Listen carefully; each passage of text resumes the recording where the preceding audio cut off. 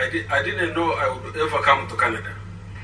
Byarantunguye cyane numvise ko I was to come to Canada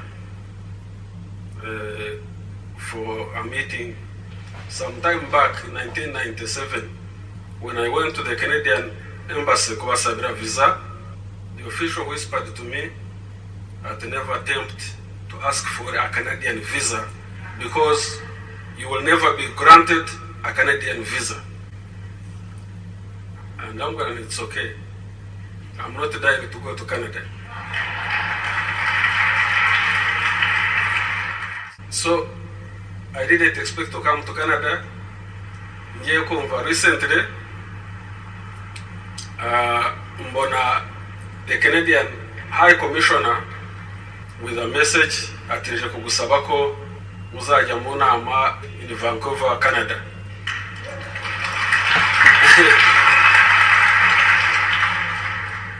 So when I say menyako, the visa is finally granted. This is a clip of General James Kabarebe, Defense Minister in Rwanda, speaking or somehow mockingly speaking about the decision for the government of Canada to allow him a visa to come into Canada for a meeting. He explained how 20 years ago in 1997 he went to the Canadian embassy and an official in the embassy told him categorically that he should not ask for a visa because he will never be granted. Back then I believe Canada understood that this was a war criminal that they were dealing with. It is a great shame that 20 years later the Canadian government allows James Kabarebe, a key member of the RPF regime, which has mounting evidence over the last 20 years, increasing evidence about the deaths of millions and millions of people in the Congo and Rwanda.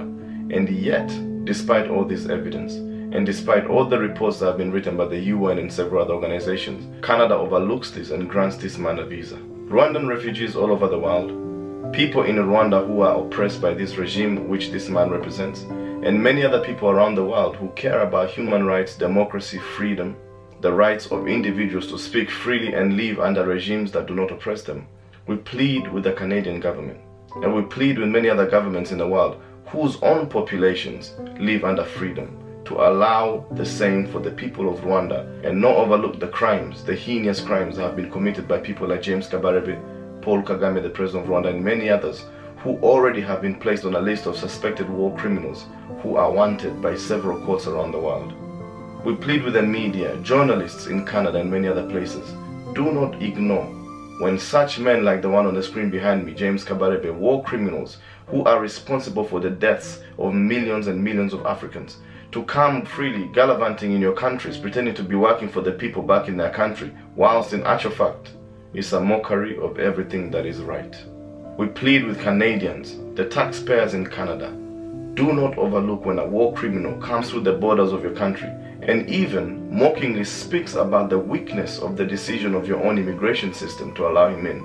We beseech you and we plead with you. You may not be able to do anything about the situation in our country, but at least you Canadians, through your representatives and through the people who work for your immigration services and other relevant authorities, it is within your power to stop such men as this coming into your country.